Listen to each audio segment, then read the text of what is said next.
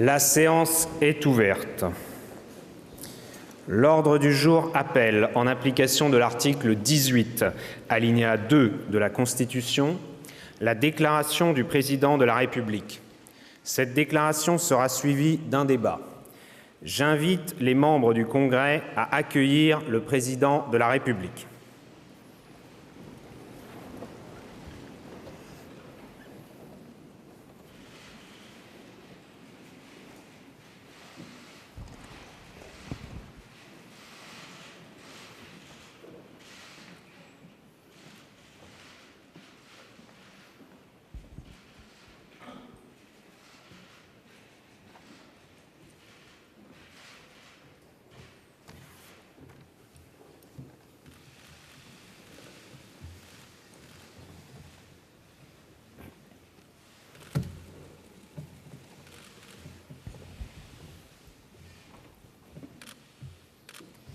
Monsieur le Président de la République, au nom du Congrès du Parlement, je vous souhaite la bienvenue. Avant de vous donner la parole, je voudrais évoquer un exemple, un symbole, une référence. Simone Veil occupe désormais une place particulière dans notre mémoire nationale. Survivante de la Shoah, elle a su puiser dans les drames qui ont défiguré notre continent et avili l'humanité une force qui a fait d'elle une actrice déterminante de l'engagement européen de la France. Elle a joué, au terme d'un combat législatif, concret, difficile et victorieux, un rôle considérable pour l'émancipation des femmes. Elle a toujours agi pour la protection des plus fragiles.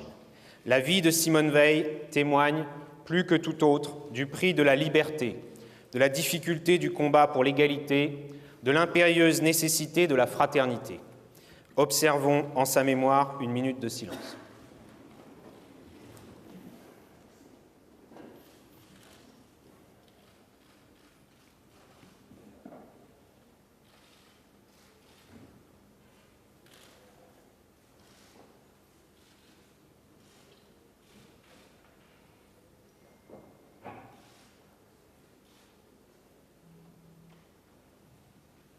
Je vous remercie.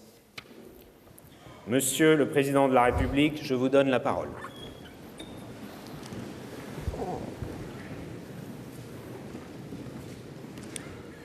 Monsieur le Président du Congrès, Monsieur le Président du Sénat, Monsieur le Premier ministre, Mesdames et Messieurs les membres du gouvernement, Mesdames et Messieurs les députés, Mesdames et Messieurs les sénateurs. En son article 18, la Constitution permet au Président de la République de prendre la parole devant le Parlement réuni à cet effet en Congrès. Il est des heures qui, de cette possibilité, font une nécessité. Les heures que nous vivons sont de celles-là. Le 7 mai dernier, les Français m'ont confié un mandat clair. Le 18 juin, ils en ont amplifié la force en élisant à l'Assemblée nationale une large majorité parlementaire. Je veux aujourd'hui vous parler du mandat que le peuple nous a donné, des institutions que je veux changer et des principes d'action que j'entends suivre. Ce sont 1000 chemins différents qui nous ont conduits ici, aujourd'hui, vous et moi, animés par le même désir de servir. Et même si ce désir n'a pas le même visage, pas la même forme, même s'il n'emporte pas les mêmes conséquences, nous en connaissons, vous et moi, la source. Ce simple amour de la patrie. Certains font de la politique depuis longtemps. Pour d'autres, au nombre desquels je me range, ce n'est pas le cas. Vous soutiendrez ou vous combattrez, selon vos convictions, le gouvernement que j'ai nommé. Mais à la fin, nous savons tous que quelque chose de très profond nous réunit, nous anime et nous engage. Oui, le simple amour de la patrie, que celle-ci s'incarne dans la solitude des collines de Haute-Provence ou des Ardennes, dans la tristesse des grands ensembles où une partie de notre jeunesse s'abîme, dans la campagne parfois dure à vivre et à travailler, dans les déserts industriels, mais aussi dans la gaieté surprenante des commencements. De cet amour, nous tirons tous, je crois, la même impatience qui est une impatience d'agir. Elle prend parfois les traits de l'optimisme volontaire, d'autres fois ceux d'une colère sincère. Toujours, elle découle de cette même origine. Nous avons, vous et moi, reçu le mandat du peuple. Qu'il nous ait été donné par la nation entière ou par les électeurs d'une circonscription ne change rien à sa force. Qu'il ait été porté par le suffrage direct ou par le suffrage indirect ne change rien à sa nature. Qu'il ait été obtenu, voici un certain temps déjà, ou bien récemment, à l'issue d'une campagne où toutes les opinions ont pu s'exprimer dans leur diversité, et que vous incarniez ces opinions différentes ici, aujourd'hui, ne change rien à l'obligation collective qui pèse sur nous. Cette obligation est celle d'une transformation résolue et profonde, tranchant avec les années immobiles ou avec les années agitées, toutes aux résultats également décevants. C'est par cette voie que nous retrouverons ce qui nous a tant manqué, la confiance en nous, la force nécessaire pour accomplir nos idéaux. Ce qui nous est demandé par le peuple, c'est de renouer avec l'esprit de conquête qu'il a fait pour enfin le réconcilier avec lui-même. En vous élisant dans votre nouveauté radicale à l'Assemblée nationale, le peuple français a montré son impatience à l'égard d'un monde politique trop souvent fait de querelles ou d'ambitions creuses où nous avions vécu jusqu'alors. C'est aussi à une manière de voir la politique qu'il a donné congé. En accordant leur confiance à des femmes et des hommes ici réunis, les Français ont exprimé une impérieuse attente, la volonté d'une alternance profonde.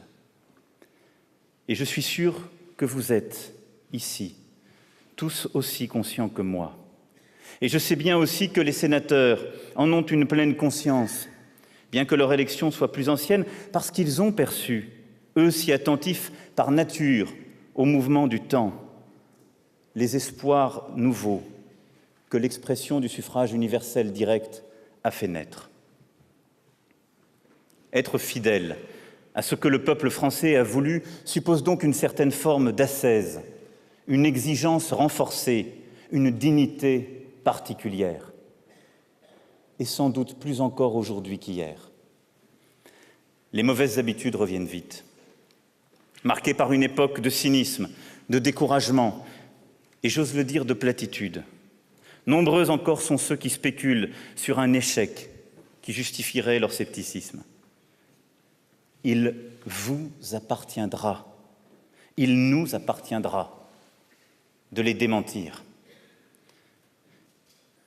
Et il nous appartiendra aussi de convaincre tous ceux qui attendent, qui nous font confiance du bout des lèvres, tous ceux qui n'ont pas voté, tous ceux aussi que la colère et le dégoût devant l'inefficacité, notre inefficacité bien souvent, ont conduit vers des choix extrêmes, d'un bord ou de l'autre de l'échiquier politique, et qui sont des choix dont la France, dans sa grandeur comme dans son bonheur, n'a rien à attendre.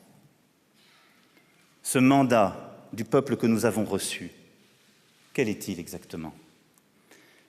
Pour le savoir, il faut sortir de ce climat de faux procès où le débat public nous a enfermés trop longtemps. Il nous faut retrouver de l'air, de la sérénité, de l'allant. Il y faut un effort, parce que ces faux procès sont nombreux. S'agit-il de réformer le droit du travail pour libérer et dynamiser l'emploi au bénéfice d'abord de ceux qui n'en ont pas? On nous dira qu'il s'agit d'adapter la France aux cruautés de l'univers mondialisé ou de satisfaire aux diktats de Bruxelles. S'agit-il de réduire nos dépenses publiques pour éviter à nos enfants de payer le prix de nos renoncements? On nous dira que nous remettons en cause notre modèle social. S'agit-il de sortir de l'état d'urgence? On nous dira d'un côté que nous laissons la France sans défense face au terrorisme et de l'autre que nous bradons nos libertés. Eh bien, rien de tout cela n'est vrai. Derrière tous ces faux procès, on trouve le même vice. Le vice qui empoisonne depuis trop longtemps le débat public. Le déni de réalité. Le refus de voir le réel en face, dans sa complexité et ses contraintes. L'aveuglement face à un état d'urgence qui est autant économique et social que sécuritaire. Là-dessus, j'ai toujours considéré que le peuple français était plus sage et plus avisé que beaucoup ne le croient. Si bien que je pense profondément que le mandat que nous avons reçu du peuple est un mandat à la fois exigeant et profondément réaliste. Et que pour l'accomplir, nous devons nous placer au-delà de la stérilité de ces oppositions purement théoriques et qui, si elles garantissent de beaux succès de tribune, n'apportent rien. Notre premier devoir est tout à la fois de retrouver le sens et la force d'un projet ambitieux de transformation de notre pays et de rester arrimé au réel. De ne rien céder aux principes de plaisir, aux mots faciles, aux illusions pour regarder en face la réalité de notre pays sous toutes ses formes. Ce mandat du peuple français, donc, quel est-il ? C'est d'abord le mandat de la souveraineté de la nation. C'est de pouvoir disposer de soi-même, malgré les contraintes et les dérèglements du monde. Voyons la réalité en face. Les forces de l'aliénation sont extrêmement puissantes. Aliénation à la nouvelle division du travail qui s'esquisse dans un univers en transformation profonde où le numérique recompose des secteurs entiers de l'économie, bouscule des équilibres et des emplois. Aliénation à la misère, à la pauvreté. Si nous ne permettons pas à chacun de trouver un travail qui lui corresponde, qu'il soit heureux d'accomplir, une place et une dignité qui soient la sienne dans la société. Aliénation à la contrainte financière, si nous ne rétablissons pas notre budget, si nous ne réduisons pas notre dette publique. Aliénation à la volonté d'autres pays, dans l'Europe comme au sein de nos alliances, si nous ne remettons pas nos affaires en ordre. Aliénation à la terreur islamiste, si nous ne trouvons pas le moyen de la détruire, sans rien lui céder de nos valeurs, de nos principes. Aliénation de notre avenir, si nous ne parvenons pas à organiser la transition écologique, à protéger la planète. Aliénation de notre vie dans ce qu'elle a de plus quotidien, si les aliments que nous mangeons, l'air que nous respirons, l'eau que nous buvons, nous sont imposés, et pour le pire, par les seules forces d'une compétition internationale devenue anarchique. Je crois fermement que sur tous ces points, le peuple nous a donné le mandat de lui rendre sa pleine souveraineté. Mais c'est aussi le mandat du projet progressiste, d'un projet de transformation et de changement profond qui nous est donné. Nos concitoyens ont fait le choix d'un pays qui reparte de l'avant, qui retrouve l'optimisme et l'espoir. Ils l'ont fait parce qu'ils savent bien, parce que nous savons bien que dans un monde bouleversé par des changements profonds, sans ce mouvement, sans cette énergie créatrice, la France n'est pas la France. Ils savent, parce que cela a été notre expérience commune de ces dernières années, qu'une France arrêtée s'affaisse, se divise, qu'une France apeurée, recroquevillée et victime s'épuise en querelles stériles et ne produit que du malheur. Malheur individuel et malheur collectif. Elle est là, notre mission historique. Cette mission, la mienne, celle du gouvernement, la vôtre, n'est pas dévolue à un petit nombre. Elle est dévolue à tous, car chacun y a sa part. La France possède des trésors de créativité, des ressources inépuisables. Mais je ne pense pas simplement là à tous nos talents.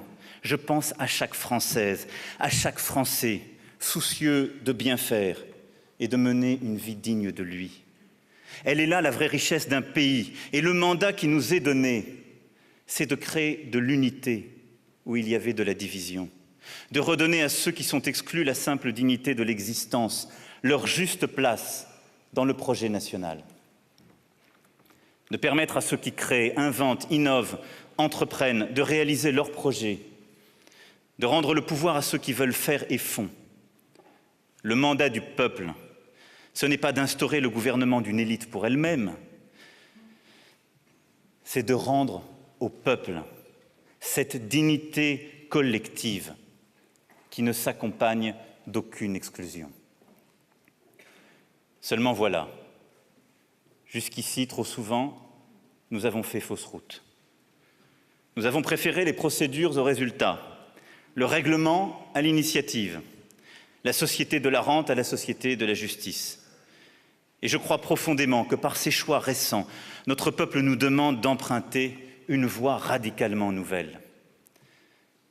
Je refuse, pour ma part, de choisir entre l'ambition et l'esprit de justice. Je refuse ce dogme que pour bâtir l'égalité, il faudrait renoncer à l'excellence. Pas plus que pour réussir, il ne faut renoncer à donner une place à chacun. Le sel même de notre République est de savoir conjuguer ces exigences, oui, de faire tout cela, en quelque sorte, en même temps. Cette voie désoriente, je l'entends bien, tous ceux qui s'étaient habitués à faire carrière sur les schémas anciens. Il en est ainsi à chaque période, lorsque le renouveau s'impose et que l'inquiétude, à certains endroits, peut naître. Mais nous avons à prendre la mesure des efforts que va nous imposer cette formidable soif de renouvellement dont nous sommes, vous et moi, les porteurs. Le mandat du peuple, c'est aussi le mandat de la confiance et de la transparence. Nous sommes un vieux peuple politique. La politique est importante pour nos concitoyens. On lui demande tout, parfois trop. On lui en veut souvent, parfois trop aussi. Et c'est parce qu'elle est essentielle à ce point que les Français avaient fini par s'exaspérer de voir l'espérance confisquée. Mais vous êtes ici tous et toutes les dépositaires de ce désir de changement qu'il nous est interdit de trahir. Et ce changement doit aussi porter sur les comportements. Il ne peut y avoir de réforme sans confiance. Il ne peut y avoir de confiance si le monde politique continue d'apparaître, même si c'est la plupart du temps injuste, comme le monde des petits arrangements, à milieu des préoccupations des Français. La loi que le gouvernement proposera à vos suffrages n'a pas d'autre but. Nous avons déjà changé depuis plusieurs années et nous avons changé en bien. Nous avons cessé de supporter ce qui semblait presque normal autrefois. L'opacité, le clientélisme, les conflits d'intérêts, tout ce qui relève d'une forme de corruption ordinaire presque impalpable. Pour autant, nul n'est irréprochable. Car si l'exigence doit être constante, si nous sommes tous dépositaires de la dignité qui sied à nos fonctions, et chaque jour nous oblige, la perfection n'existe pas. Oui, nous voulons une société de confiance, et pour cela, une loi ne suffit pas. C'est un comportement de chaque jour, mais nous voulons aussi cette confiance parce que la société de la délation et du soupçon généralisé, qui était jusque-là la conséquence de l'impunité de quelques puissants, ne nous plaît pas davantage. La loi du gouvernement sera votée, je n'en doute pas. Mais après qu'elle l'aura été, j'appelle à la retenue. J'appelle à en finir avec cette recherche incessante du scandale, avec le viol permanent de la présomption d'innocence, avec cette chasse à l'homme, où parfois les réputations sont détruites et où la reconnaissance de l'innocence, des mois, des années plus tard, ne fait pas le 10e du bruit qu'avait fait la mise en accusation initiale. Cette frénésie qui a touché tous les camps depuis tant de mois et parfois tant d'années est indigne de nous et des principes de la République. Le mandat du peuple, c'est enfin le mandat de la fidélité historique. Les Français demandent à leur gouvernement de rester fidèle à l'histoire de la France. Encore faut-il s'entendre sur le sens que l'on donne à ces mots. Ces dernières années, l'histoire a été prise en otage par le débat politique. Nous avons vu fleurir l'histoire procoloniale et celle de la repentance, l'histoire identitaire et celle multiculturelle, l'histoire fermée et l'histoire ouverte. Il n'appartient pas au pouvoir exécutif ou législatif de décréter le roman national, que l'on veuille lui donner une forme réactionnaire ou une forme progressiste. Cela ne signifie pas que l'histoire de France n'existe pas, qu'il ne faut pas en être fier, tout en regardant lucidement ses parts d'ombre, ses bassesses. Mais pour nous, elle doit prendre la forme, non d'un commentaire, non d'une revendication ou d'une transformation, mais d'une action résolue en faveur du meilleur. Parce que c'est dans cette action que nous pouvons retrouver les grands exemples du passé, nous en nourrir et les prolonger.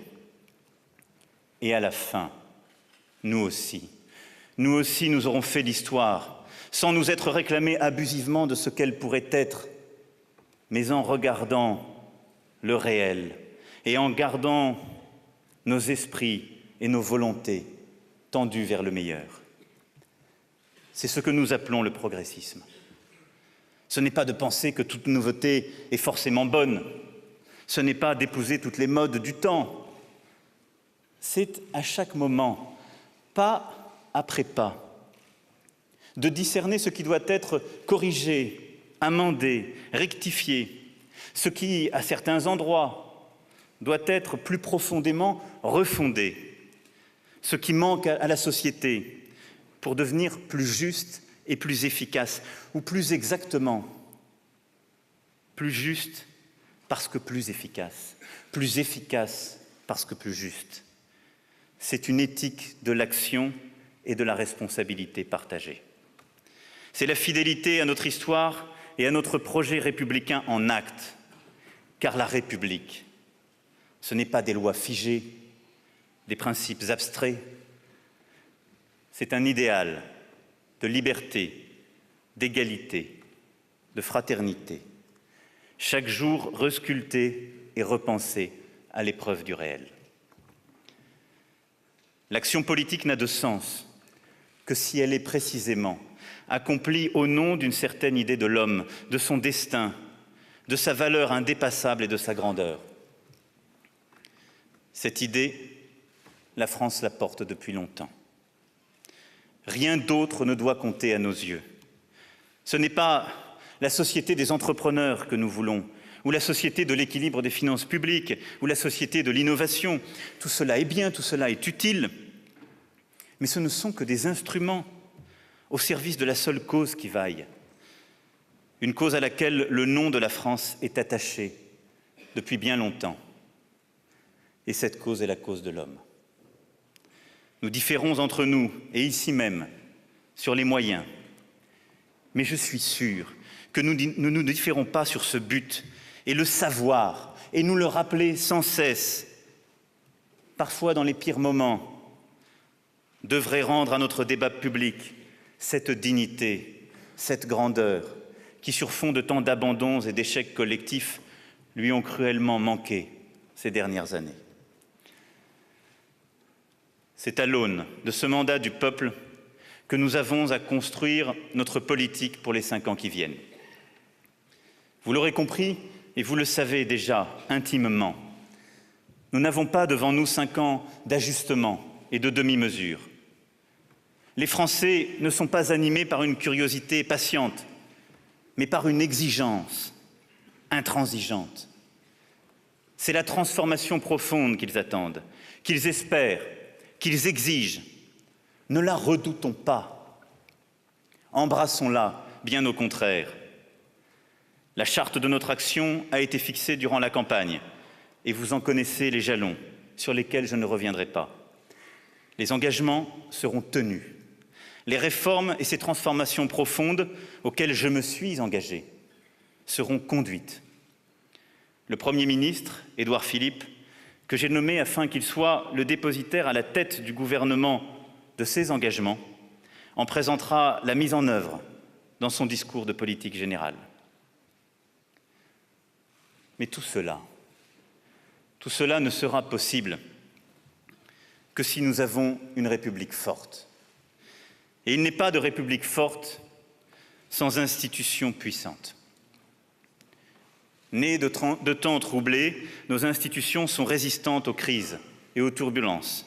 Elles ont démontré leur solidité. Mais comme toutes les institutions, elles sont aussi ce que les hommes en font. Depuis plusieurs décennies maintenant, l'esprit qui les a fait naître s'est abîmé au gré des renoncements et des mauvaises habitudes. En tant que garant du bon fonctionnement des pouvoirs publics, j'agirai en suivant 3 principes.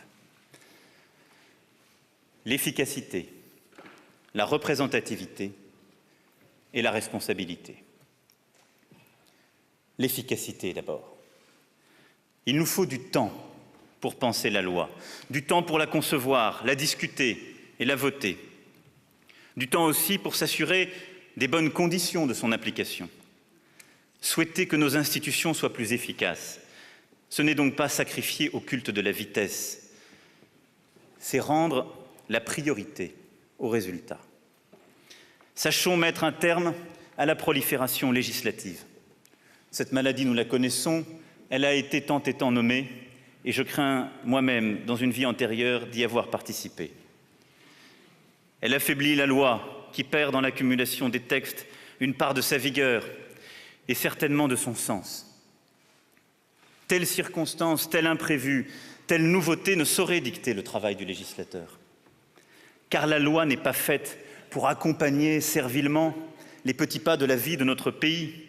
Elle est faite pour en encadrer les tendances profondes, les évolutions importantes, les débats essentiels et pour donner un cap.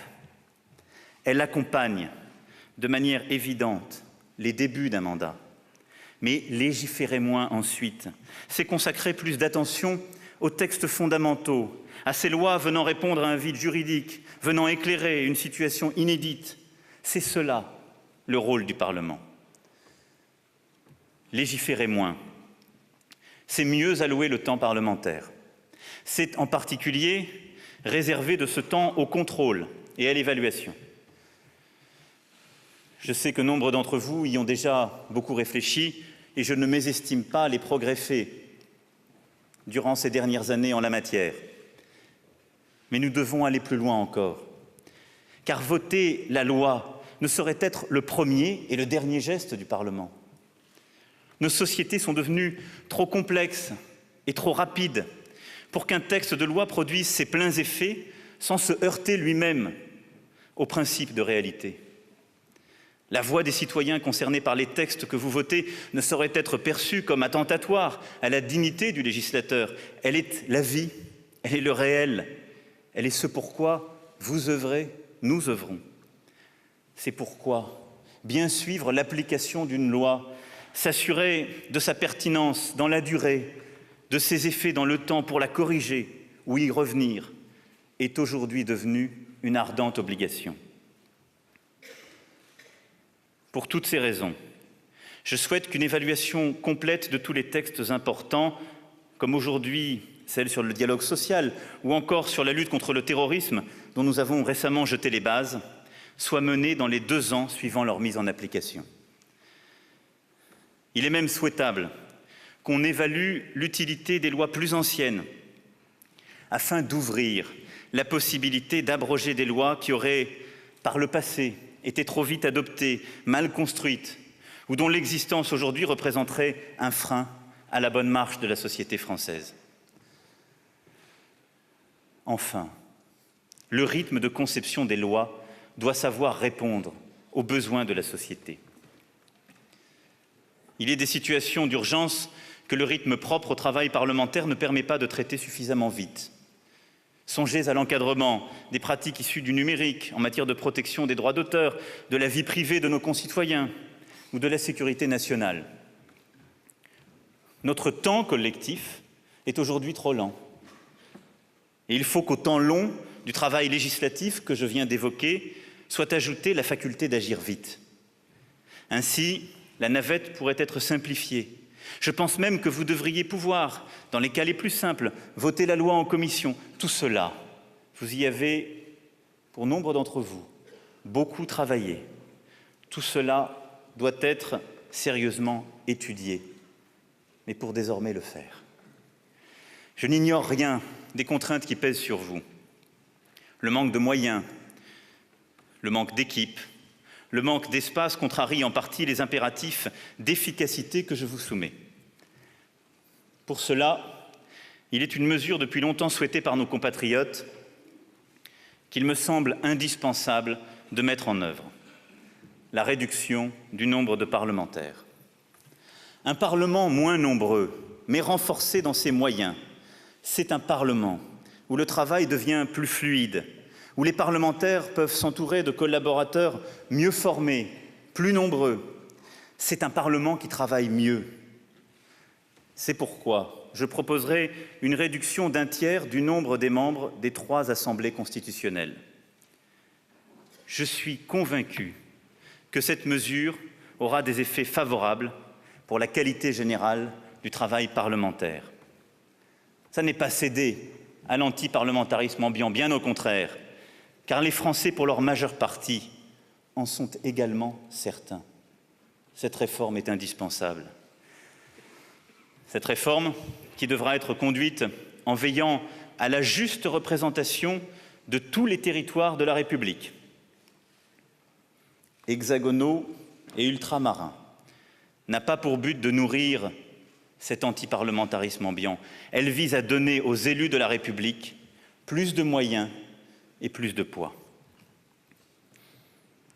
Le devoir d'efficacité ne saurait peser seulement sur le Parlement. L'exécutif doit en prendre sa part, et d'abord précisément vis-à-vis du Parlement. C'est pourquoi, mesdames et messieurs les parlementaires, j'ai voulu vous réserver, et à travers vous aux Français, ma première expression politique depuis mon élection. Trop de mes prédécesseurs se sont vus reprocher de n'avoir pas fait la pédagogie de leur action, ni d'avoir exposé le sens et le cap de leur mandat. Trop d'entre eux aussi ont pris des initiatives dont le Parlement n'était que secondairement informé pour que je me satisfasse d'en reconduire la méthode. Tous les ans, je reviendrai donc devant vous pour vous rendre compte.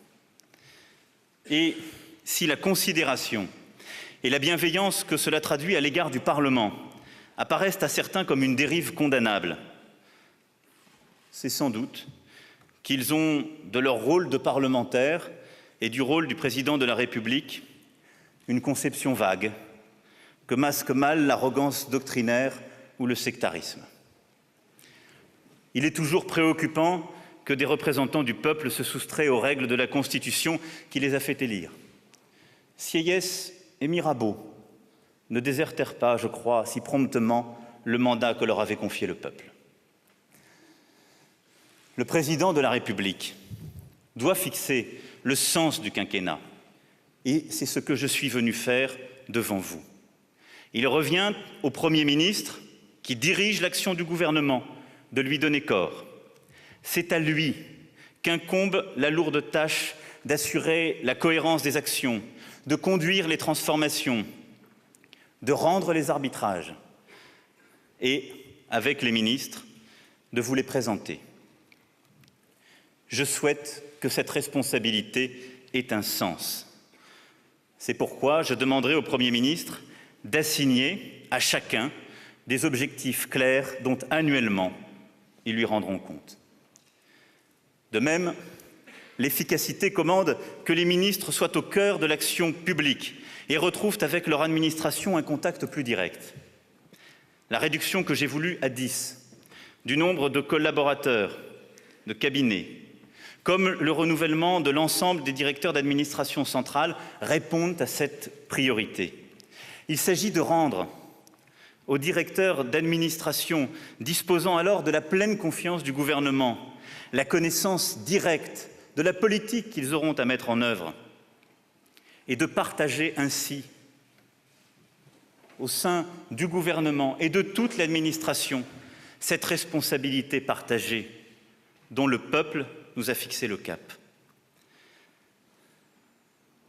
soumis eux-mêmes à l'obligation de résultat par la feuille de route qui les lie au Premier ministre. Les ministres ne perdront pas de vue pour autant les conditions de mise en œuvre de leur politique. Je veux, à cet effet, une administration plus déconcentrée, qui conseille plus qu'elle ne sanctionne, qui innove et expérimente plus qu'elle ne contraigne. Tel est le cercle vertueux de l'efficacité. C'est cette administration qui doit redonner à tous les territoires les moyens d'agir et de réussir. Car à la fin, notre démocratie ne se nourrit que de l'action et de notre capacité à changer le quotidien et le réel. Mais ce souci d'efficacité ne suffira pas à rendre à notre démocratie l'oxygène dont trop longtemps elle fut privée. S'il faut en finir avec la République inefficace, il faut en finir aussi bien avec la République du souffle court, des petits calculs, de la routine.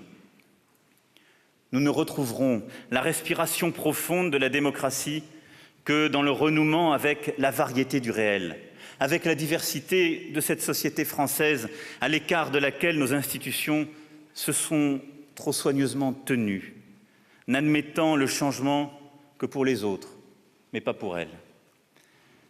La réalité est plurielle, la vie est plurielle. Le pluralisme s'impose à nos institutions qui s'affaiblissent dans l'entre-soi. Nous avons fait entrer ici la grande diversité française. Elle est sociale, professionnelle, géographique, de genre et d'origine, d'âge et d'expérience, de croyance et d'engagement. Elle constitue un alliage inédit de compétences et de destin dont vous êtes aujourd'hui les visages. Mais tout cela n'a pas été composé comme un nuancier savant. Nous avons simplement ouvert les portes aux citoyens auxquels le monde politique refusait l'accès. Je souhaite que ce renouvellement scelle le retour du débat que n'aveuglent pas les dogmes, du partage d'idées que ne dénature pas le caporalisme. C'est aussi pour cela que je crois à la vertu du pluralisme, au respect plein et entier des oppositions. Non parce qu'il s'agirait d'un usage, mais car c'est la dignité du débat démocratique. Et cela sera notre ardente responsabilité.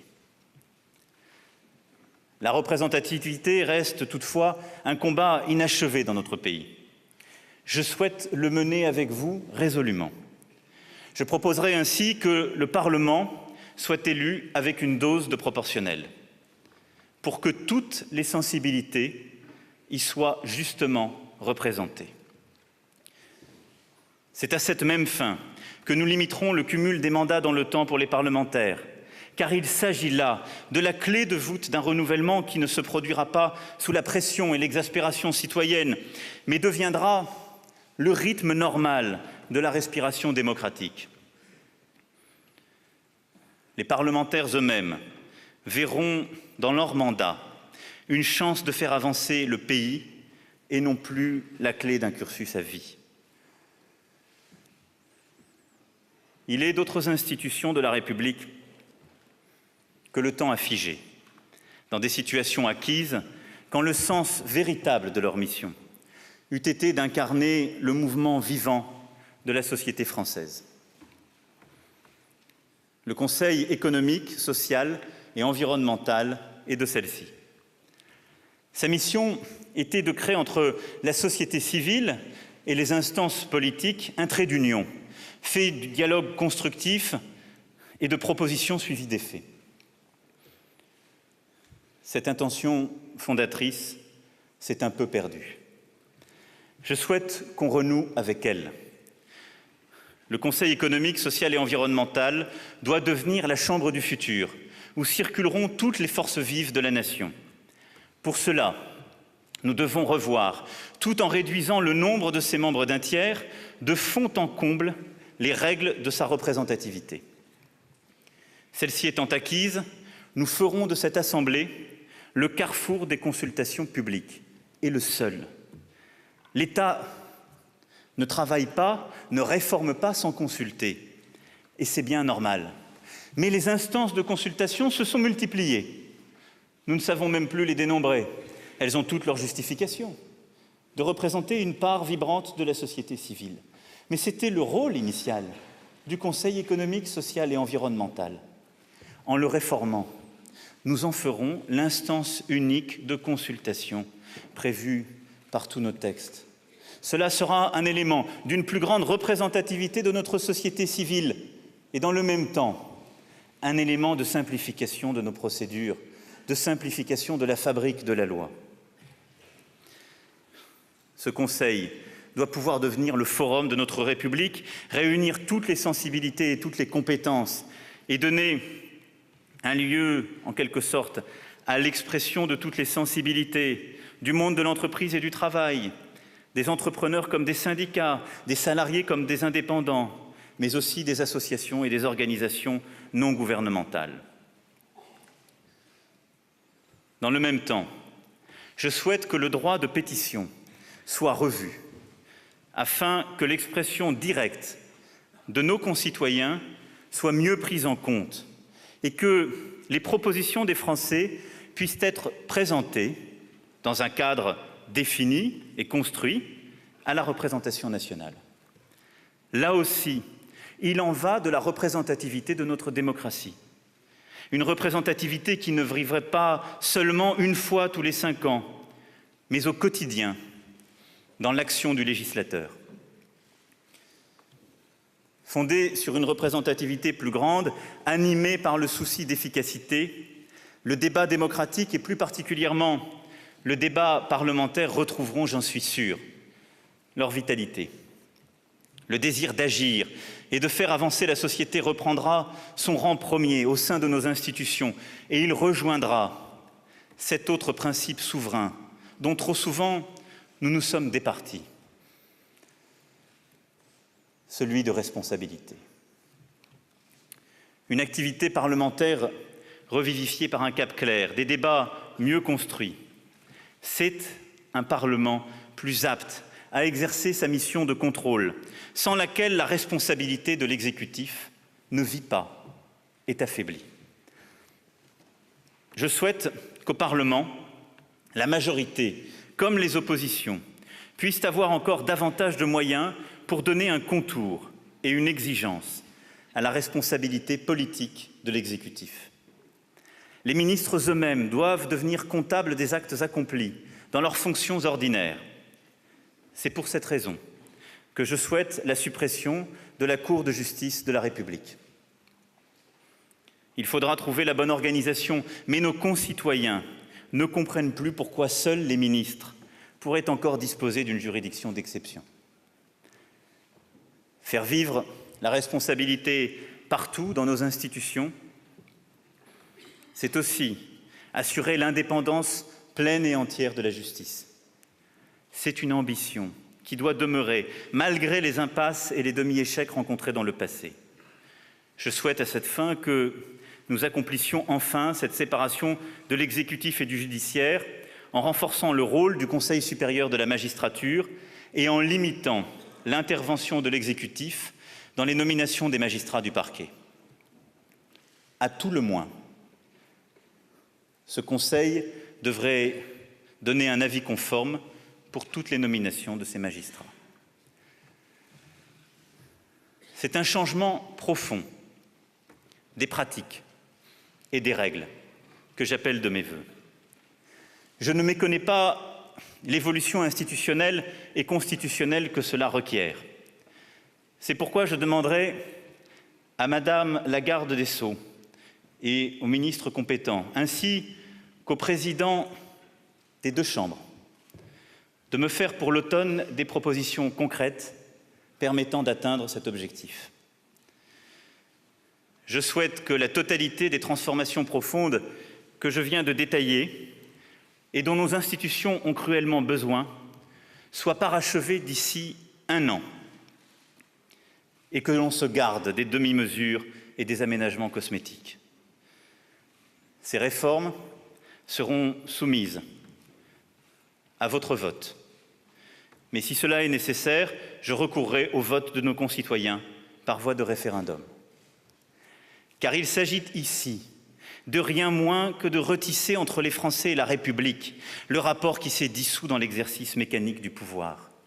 Je veux réveiller avec vous le sens du pacte civique. Je veux que l'efficacité, la représentativité et la responsabilité fassent émerger clairement et fortement une République contractuelle. La confiance accordée y va de pair avec les comptes qu'on rend. L'action s'y déploie dans un cadre partagé entre le mandataire et le mandant, et non au fil des circonstances. Et c'est cela, le sens du contrat social qui fonde la République. Ce que nous ferons pour les institutions de la République, je souhaite le faire aussi pour nos territoires. Ne redoutons pas de nouer avec les territoires des accords de confiance. Nous savons tous combien notre France est diverse, combien est importante l'intimité des décideurs publics avec le terrain de leur action. La centralisation jacobine traduit trop souvent la peur élémentaire de perdre une part de son pouvoir. Conjurons-la. Osons expérimenter, déconcentrer. C'est indispensable pour les territoires ruraux comme pour les quartiers difficiles. Osons conclure avec nos territoires et nos élus de vrais pactes girondins fondés sur la confiance et la responsabilité. La conférence des territoires qui sera bientôt lancée et conduite par le Premier ministre répond à cette préoccupation. Il ne s'agira pas uniquement d'une conférence budgétaire ou financière, mais de trouver ensemble les moyens d'adapter nos politiques aux réalités locales. Et je pense en particulier aux collectivités d'outre-mer qui doivent avoir tous les moyens pour réussir. C'est ce même esprit de confiance qui fonde cette République contractuelle que d'ores et déjà nous faisons avancer dans la société et le monde du travail, en donnant à celles et ceux qui sont au plus près de la réalité de l'entreprise une capacité plus grande à réguler le quotidien, non dans le rapport de force, mais dans un cadre nouveau et partagé. Nous savons tous et toutes que la confiance exige un soin plus grand que l'usage unilatéral de l'autorité. Nous savons aussi qu'elle produit de plus grands résultats et qu'elle suscite cette concorde sans laquelle il n'est pas de vie civile supportable. La France a vécu assez d'épreuves, connu assez de grandeur pour n'être pas ce peuple enfant que l'on berce d'illusions. Chaque Français a sa part de responsabilité et son rôle à jouer dans la conquête à venir. En retrouvant l'esprit de nos institutions, nous redonnerons à la nation tout entière le sentiment de retrouver la maîtrise de son destin, la fierté de reprendre en main le fil de son histoire. C'est la condition même de la réconciliation de notre pays.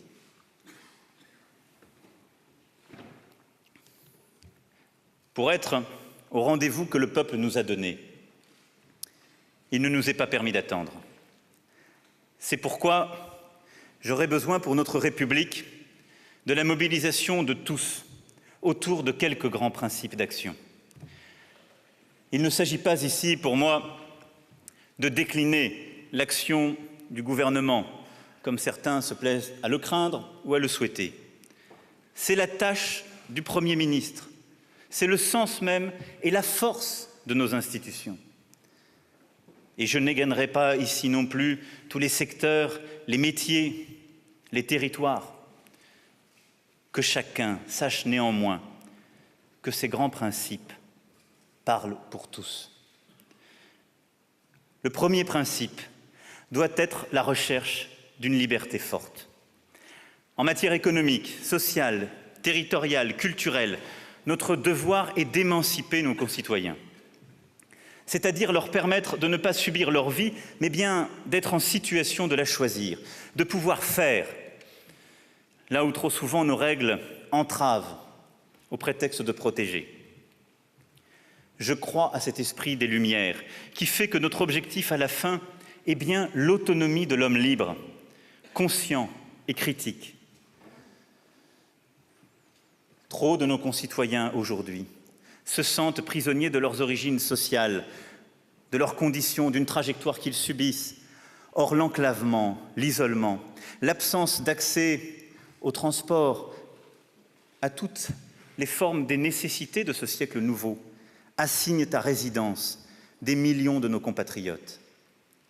La liberté forte que nous avons à bâtir, c'est ce combat pour toutes les mobilités, ce combat pour les accès, ce combat pour que nul de nos concitoyens ne soit exclu des voies du progrès, du droit de faire, d'essayer, pour échouer peut-être ou pour réussir.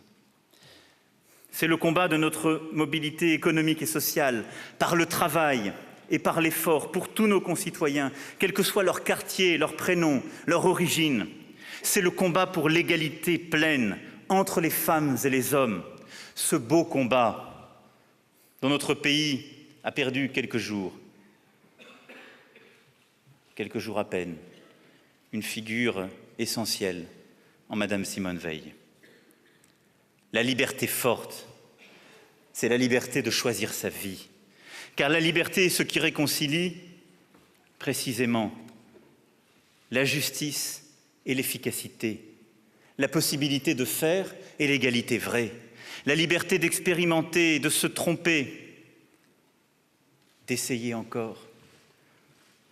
On n'embarque plus dans son existence pour un voyage au long cours. Nos vies sont exploration, tentative, recherche. Sachons inventer cette liberté-là, avec les nouvelles protections individuelles qui l'accompagnent, en assurant l'éducation, la formation, les sécurités utiles aux grandes étapes de la vie, précisément pour construire une existence. C'est tout le sens des transformations économiques et sociales profondes que le gouvernement aura à conduire dans les prochains mois. Libérer et protéger, permettre d'innover en construisant une place pour chacun. Et je souhaite qu'il ne cède rien aux fausses promesses, ni à celle d'une liberté qui oublierait toutes les sécurités individuelles, car à la fin elle promet le malheur, ni la société des statuts qui, au nom des règles acquises, prétend protéger quand tant et tant sont au bord de la route, quand le chômage est au niveau qu'on lui connaît et l'exclusion là où elle est. Vouloir la liberté forte, c'est tout cela.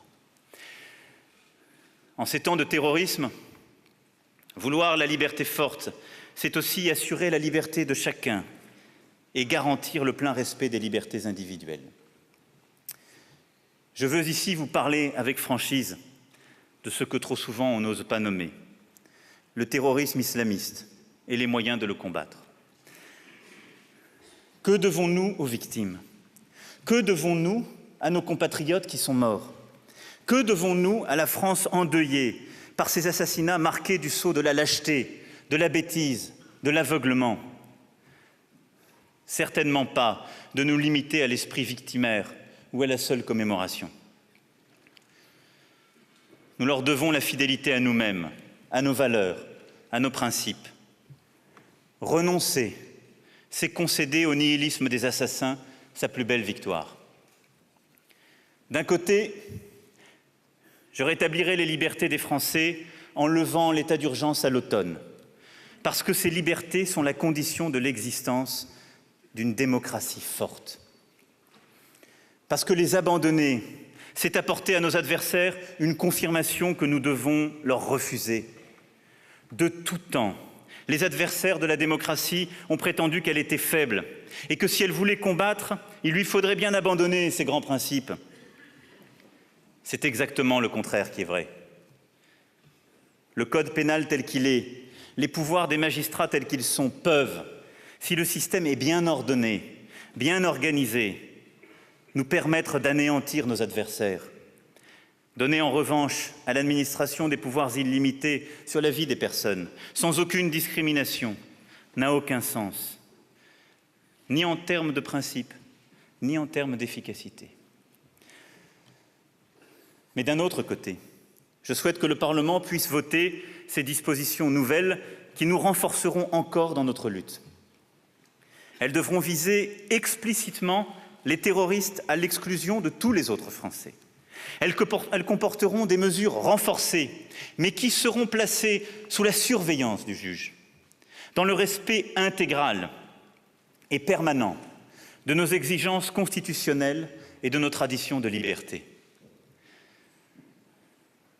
La démocratie n'a pas été conçue simplement pour les temps calmes. Elle vaut surtout pour les moments d'épreuve. Il est là, le chemin de l'efficacité, et c'est le même chemin que celui des valeurs.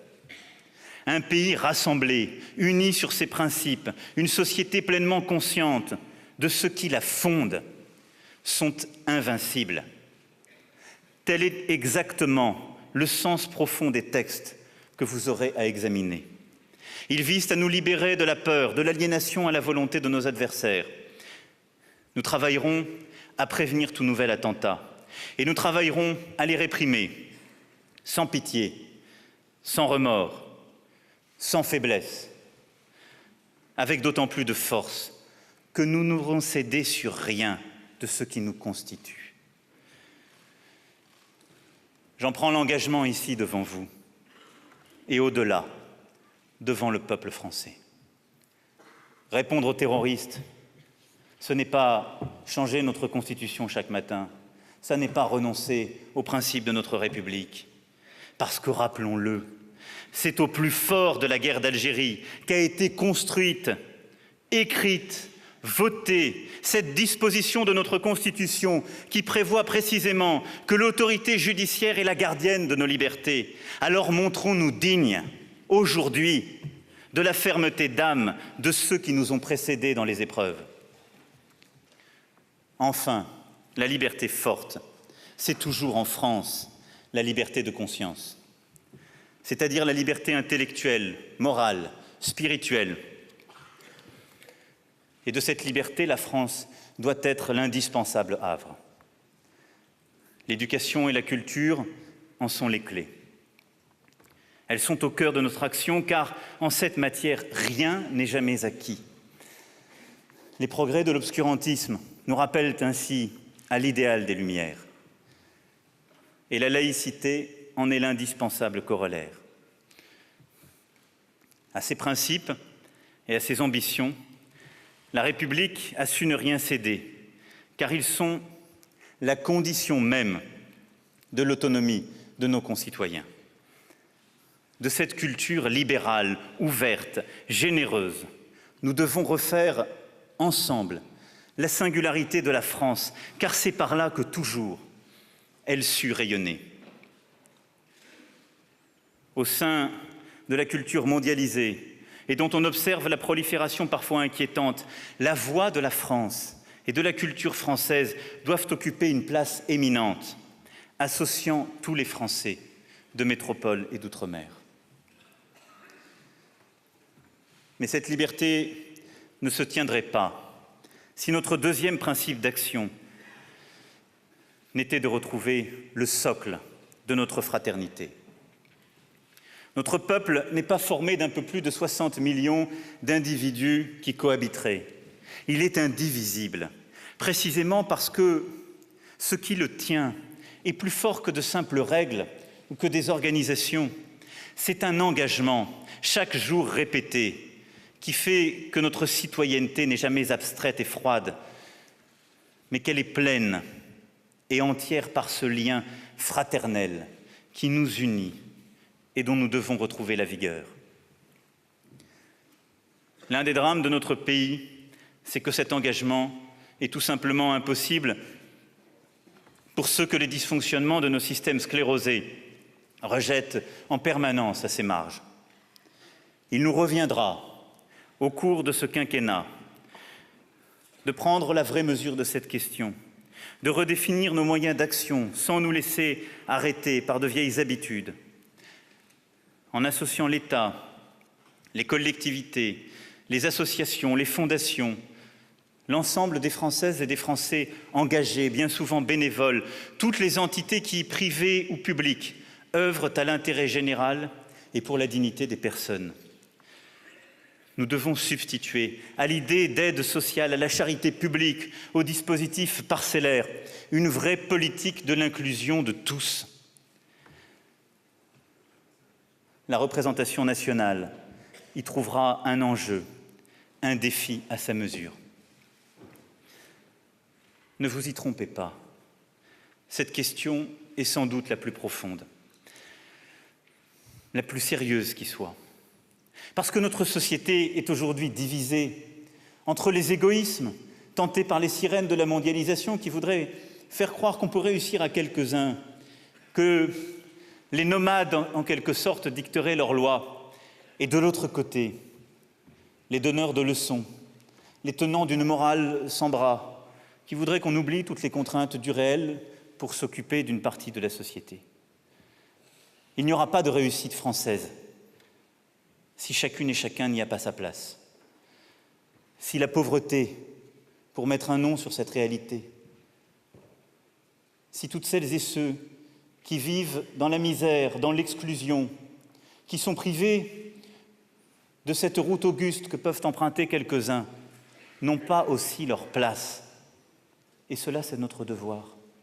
Cela passera par des réformes économiques et sociales profondes que vous aurez à décider et à voter. Elles sont indispensables et elles permettront de redonner cette énergie sans laquelle notre société n'est rien. Mais il faudra aussi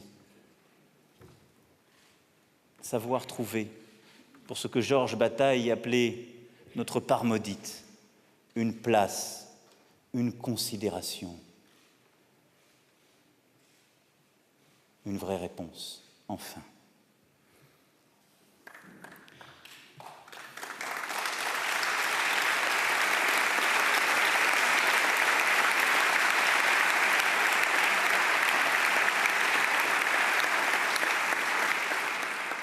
Car en définitive, le sentiment d'appartenance existe moins qu'avant. Nos sociétés modernes ont tendance à se fractionner au gré des intérêts, des égoïsmes, des idées de chacun. Et là encore, il nous revient dans l'action publique de résister aux forces de division, aux effets de dislocation qui sont à l'œuvre et qui ne sont aucunement invincibles pour peu qu'on s'en donne les moyens. Aussi, notre solidarité doit-elle retrouver ses formes concrètes. L'école en est le premier creuset, notre université ensuite, nos familles également, notre culture. La langue, l'accès au savoir, l'ouverture à des possibles qui nous rassemblent forgent un peuple. Mais ces solidarités organiques que nous avons mésestimées, c'est aussi ce qui tient notre société.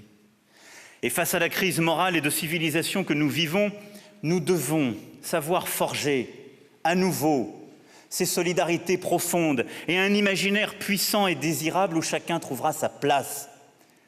C'est aussi cela, la réponse que nous devons apporter à ceux qui corrompent la société.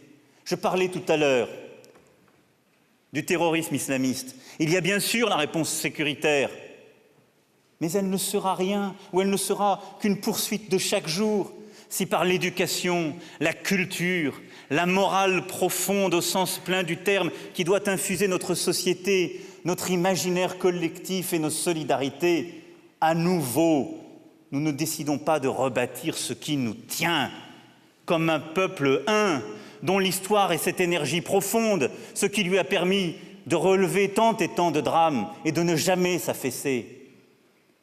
La réponse à tout ce que nous vivons, ce ne sera ni des lois, ni des règlements. C'est cette dignité collective retrouvée, c'est cette volonté de faire à chaque instant, c'est cette responsabilité que chacune et chacun porte dans la société, de redonner du sens, de savoir qui nous sommes, pourquoi nous sommes là, ce qui nous tient, d'avoir à chaque instant en tête la nature du défi qui est le nôtre, et de ne rien céder à la lèpre de l'esprit du moment, de division, d'accusation.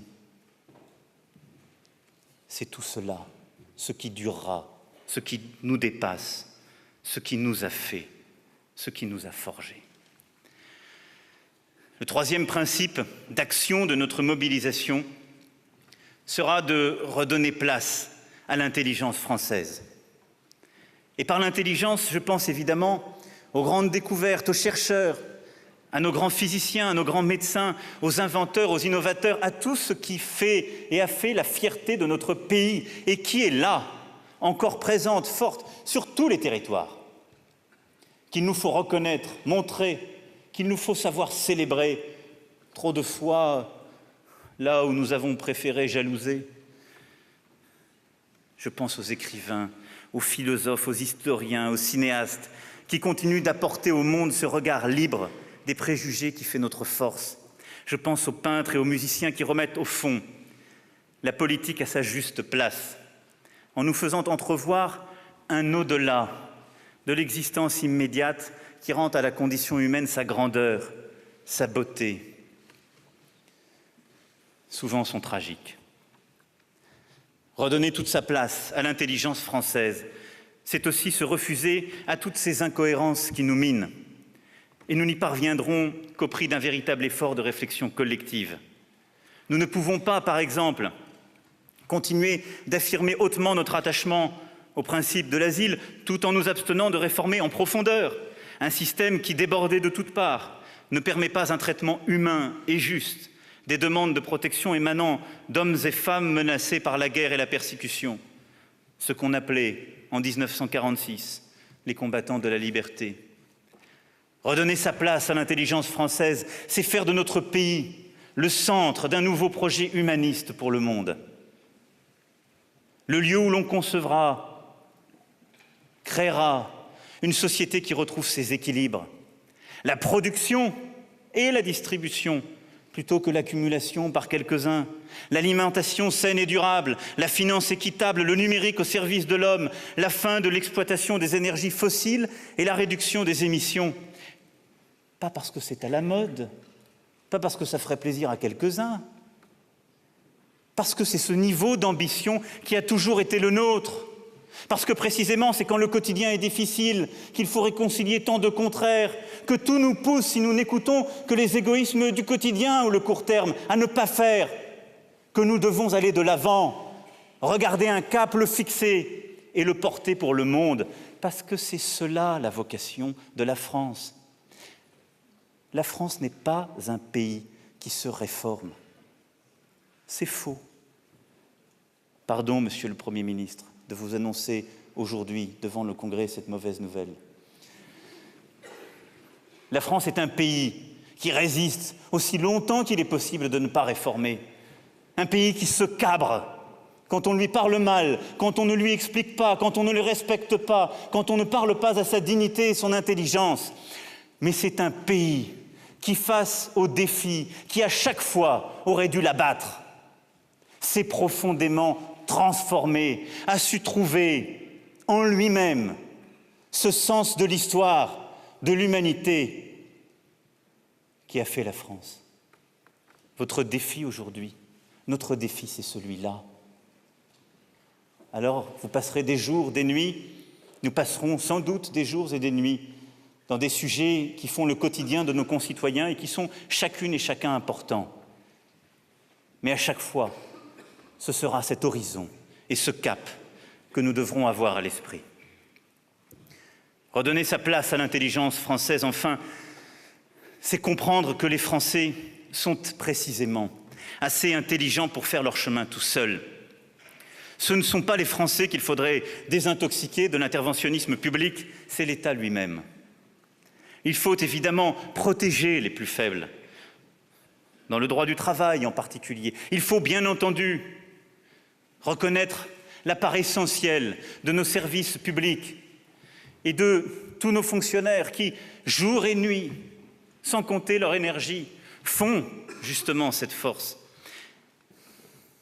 Mais protéger les plus faibles, ce n'est pas les transformer en mineurs incapables, en assistés permanents de l'État, de ses mécanismes de vérification et de contrôle, c'est de leur redonner, et à eux seuls, les moyens de peser efficacement sur leur destin.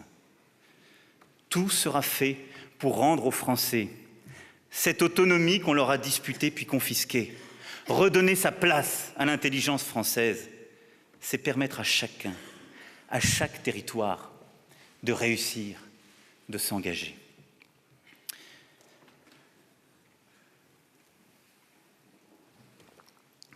J'en viens à présent au dernier principe de l'action que j'entends mener. Construire la paix. Nous le savons, ce monde dans lequel nous dessinons pour la France un chemin à la fois neuf et fidèle à sa vocation ancienne est un monde dangereux. Notre environnement, y compris notre environnement proche, se caractérise par l'accumulation des menaces. C'est bien l'ombre de la guerre qui, à chaque nouvelle crise, se profile. La déflagration mondiale n'est plus le spectre que brandissent seulement les pessimistes. Elle est pour les réalistes une hypothèse sérieuse. Les affirmations de puissance reviennent ou émergent.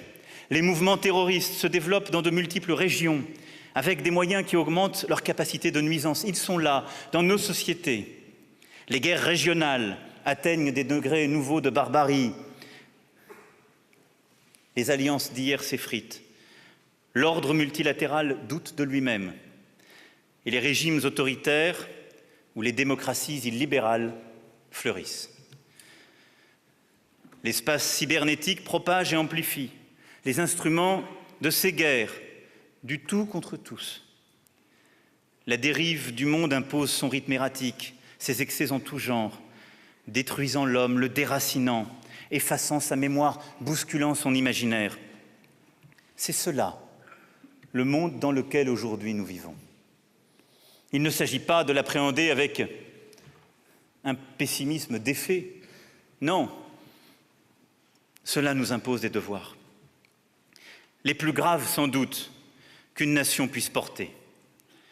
Celui de maintenir ouverte, partout, la voie de la négociation, du dialogue et de la paix face aux entreprises les plus sinistres. La vocation de la France, sa fidélité à son histoire est de savoir construire la paix et promouvoir la dignité des personnes. C'est pourquoi, partout, nous devons agir d'abord pour protéger nos intérêts et au premier chef notre sécurité.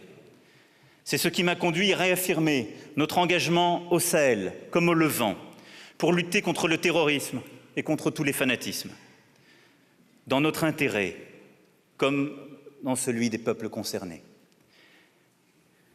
Et je sais là l'engagement de nos forces armées chaque jour, depuis tant de mois.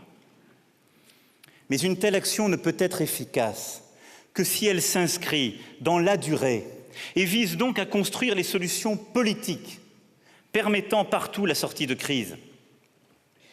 Et donc de savoir, dans toutes ces régions, parler avec toutes les puissances, y compris celles qui ne partagent pas nos propres finalités ou nos propres valeurs, pour trouver une issue et la construire.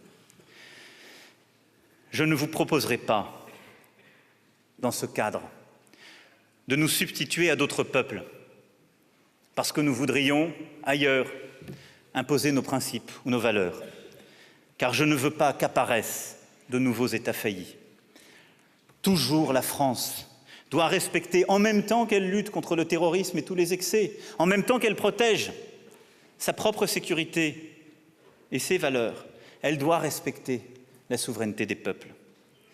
Mais partout où les libertés ne sont pas respectées, nous œuvrerons, à travers notre diplomatie et nos actions de développement, afin d'aider les minorités, de travailler au service des sociétés pour le respect des droits.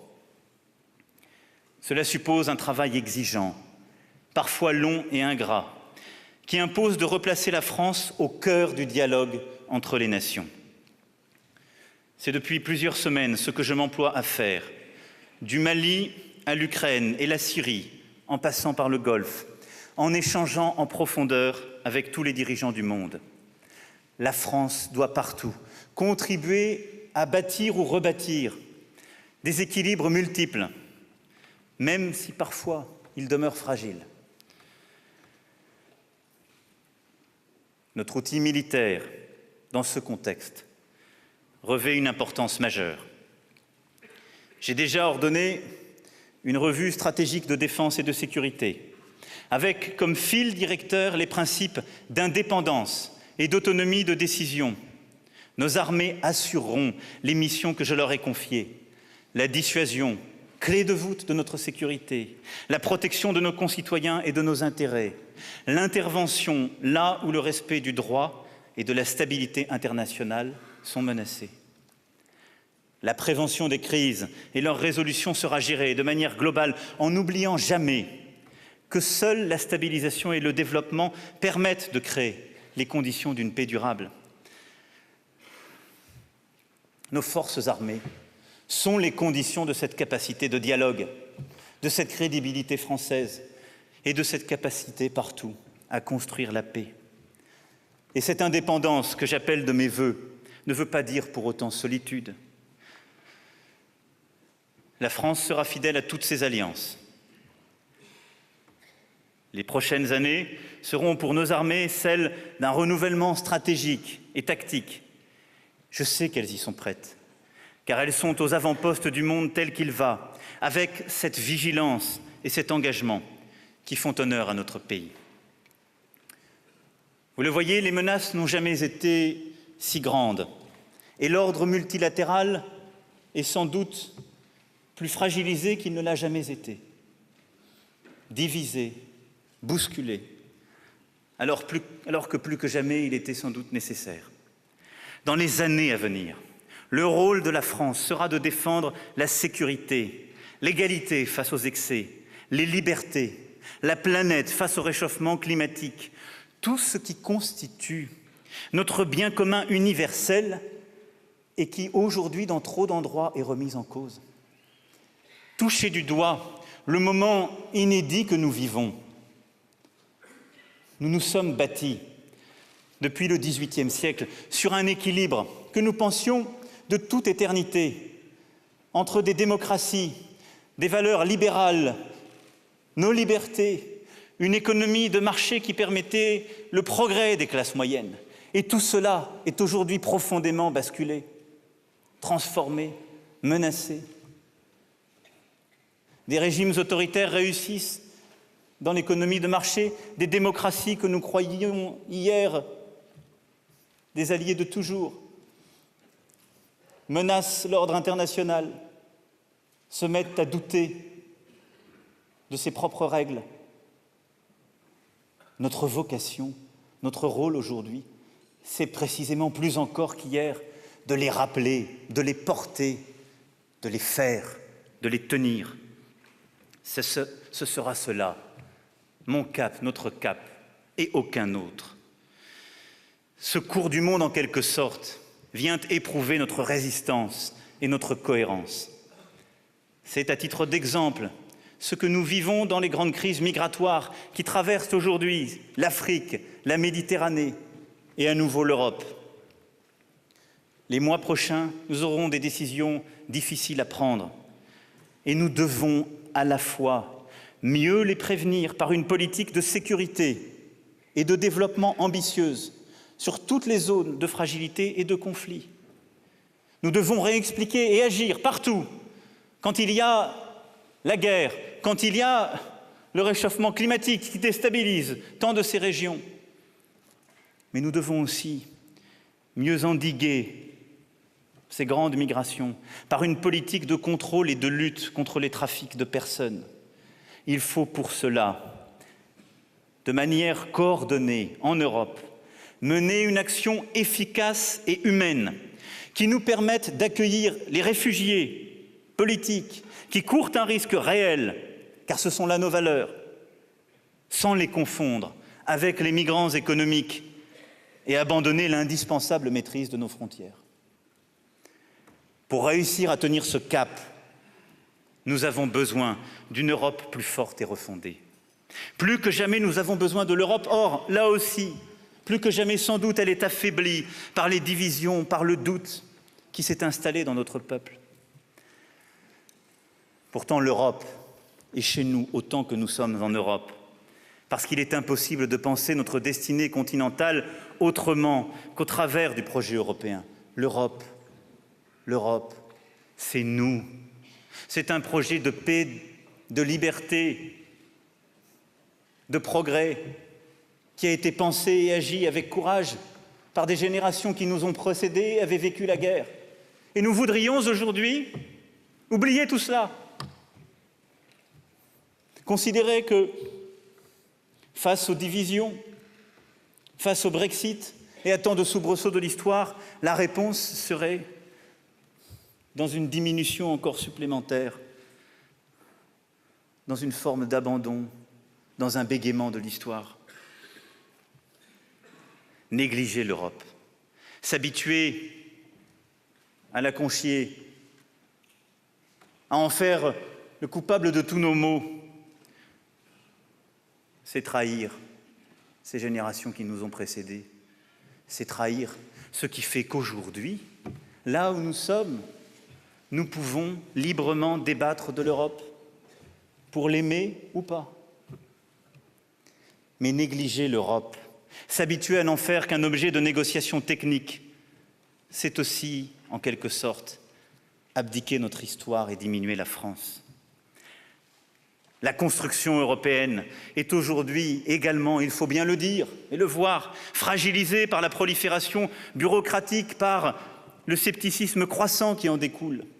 Je crois fermement à l'Europe, mais je ne trouve pas toujours ce scepticisme injustifié. C'est pourquoi je vous propose de reprendre de la hauteur, de sortir de la tyrannie des agendas et des calendriers, des méandres de la technique. La décennie qui vient de s'achever a été pour l'Europe une décennie cruelle. Nous avons géré des crises, mais nous avons perdu le cap. C'est pourquoi il revient à une génération nouvelle de dirigeants de reprendre l'idée européenne à son origine, qui est politique dans son essence. Une association volontaire, réaliste et ambitieuse d'États décidés à faire prévaloir des politiques utiles en matière de circulation des personnes et des biens, et notamment de la jeunesse, en matière de sécurité, en matière monétaire et fiscale, mais aussi en matière politique, culturelle. Les pays de l'Europe, pour lesquels celle-ci ne se réduit pas au marché, mais dessine un espace où une certaine idée de la valeur de l'homme, de l'exigence de justice sociale, sont reconnus comme prééminents. Ces États-là, ces pays, doivent se ressaisir d'un projet décisif et s'organiser en conséquence. Fût-ce au prix d'un examen sans complaisance de notre fonctionnement actuel. Nous avons une tâche au quotidien à mener, humblement. Je l'ai commencé grâce au mandat du peuple, d'avoir une Europe qui protège davantage, de procéder aux réformes indispensables, de porter l'ambition européenne dans de nombreux sujets qui font notre quotidien. Mais cela ne suffira pas. Il revient à la France de prendre l'initiative, et je souhaite le faire dans les prochains mois, grâce et par le travail étroit que j'ai d'ores et déjà engagé, en particulier avec la chancelière d'Allemagne. D'ici la fin de l'année, sur ces bases, partout en Europe, nous lancerons des conventions démocratiques pour refonder l'Europe, justement, sur ce projet politique premier, sur cette ambition première qui unit les hommes. Libre à chacun ensuite d'y souscrire ou non. Mais le temps n'est plus au raccommodage. Il faut reprendre l'Europe à son début, si je puis dire, à son origine même, et faire par là revivre le désir d'Europe, en ne laissant pas le monopole du peuple et des idées aux démagogues ou aux extrémistes, en ne faisant pas de l'Europe non plus un syndic de gestion de crise qui cherche chaque jour à allonger son règlement intérieur parce que les voisins ne se font plus confiance. Nous devons retrouver le souffle premier de l'engagement européen, cette certitude où furent les visionnaires des siècles passés et les pères fondateurs de l'Europe, que la plus belle part de nos histoires, de nos cultures, s'exprimerait justement, non dans la rivalité, encore moins dans la guerre, mais dans l'union des forces, non dans l'hégémonie de l'un ou l'autre, mais dans un équilibre respectueux qui nous fera tous et toutes réussir. C'est cette union dont notre temps a besoin,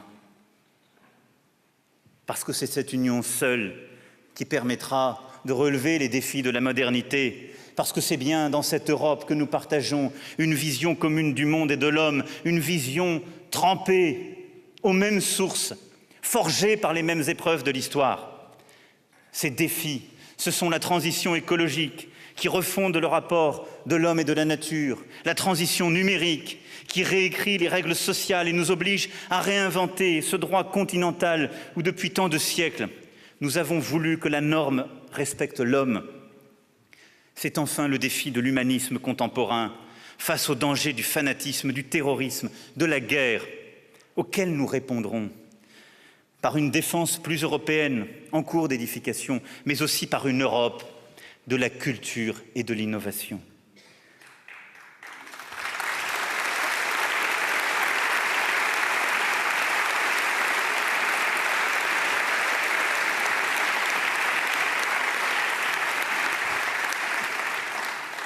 La paix n'est pas seulement le socle de l'Europe, elle en est l'idéal, toujours à promouvoir. Et seule l'Europe et la France en Europe aujourd'hui peuvent y parvenir. Alors oui, nous romprons avec les facilités que nous nous étions données au cours des années précédentes pour être à la hauteur de ce que le moment exige de nous. Fernand Braudel le disait, l'Europe ne sera pas si elle ne s'appuie sur ces vieilles forces qui l'ont faite, qui la travaillent encore profondément. D'un mot, si l'on néglige tous ces humanismes vivants. Ne les négligeons plus. Mesdames et messieurs les parlementaires, nous connaissons à présent l'enthousiasme des commencements, mais la gravité des circonstances nous empêche d'en ressentir aucune ivresse. Le terrorisme n'a pas désarmé, nos équilibres financiers sont dégradés, notre dette considérable, l'investissement productif encore trop faible et le chômage toujours insupportable. La dureté de la vie est là, pour tant et tant de nos concitoyens. Mais le peuple français nous a fait connaître ses volontés et nous en serons les serviteurs. Il y aura de l'imprévu, des oppositions, des moments difficiles, mais nous ne laisserons pas un instant tous ces aléas nous décourager. Devant chaque difficulté, au lieu de baisser les bras, nous en reviendrons à l'essentiel et nous y puiserons une énergie plus grande encore. J'y suis prêt. Je suis sûr que vous l'êtes aussi. Car par notre engagement, les Françaises et les Français retrouvent leur fierté. Parce que nul ici n'a intérêt collectivement à ce que la France échoue ou n'avance suffisamment vite. Le peuple français ne nous demande pas seulement de l'efficacité. L'efficacité, c'est un instrument. Et puis on peut être tout à fait efficace au service d'une mauvaise cause. Non. Il nous demande ce que la philosophe Simone Veil appelait l'effectivité, c'est-à-dire l'application concrète, tangible, visible des principes qui nous guident, le refus d'être pris en défaut et de clamer des principes dont nous ne poursuivons pas sans relâche l'application. Le principe d'effectivité, c'est pour vous, pour moi, pour le gouvernement, de ne jamais cesser de se demander si nous sommes en pratique fidèles à nos principes, c'est-à-dire d'abord à la liberté, l'égalité, la fraternité. Ce que nous avons à accomplir, c'est une véritable révolution. Nous sommes ici, vous et moi, pour renouer avec ce courage français qui ne se laisse pas distraire par ceux qui, n'ayant su aller nulle part, sont en quelque sorte revenus de tout. Nous devons, à chaque instant, être à la hauteur de cet espoir français par l'engagement de tous. Car ne vous y trompez pas, les forces adverses continuent d'être puissantes, non pas tant au Parlement où les oppositions légitimes s'expriment, non pas dans la rue, tout simplement dans les têtes. En chacun de nous, il y a un cynique qui sommeille. Et c'est en chacun de nous qu'il faut le faire taire, jour après jour, en lui rappelant sans cesse le devoir qui est le nôtre, en lui rappelant sans cesse le moment que traverse notre pays. Et cela se verra. Alors nous serons crus. Alors nous rendrons le service que le peuple français attend de nous, avec humilité. Alors nous resterons fidèles à cette promesse de nos commencements, cette promesse que nous tiendrons, parce qu'elle est la plus grande, la plus belle qui soit. Faire à l'homme, enfin, un pays digne de lui. Vive la République, vive la France.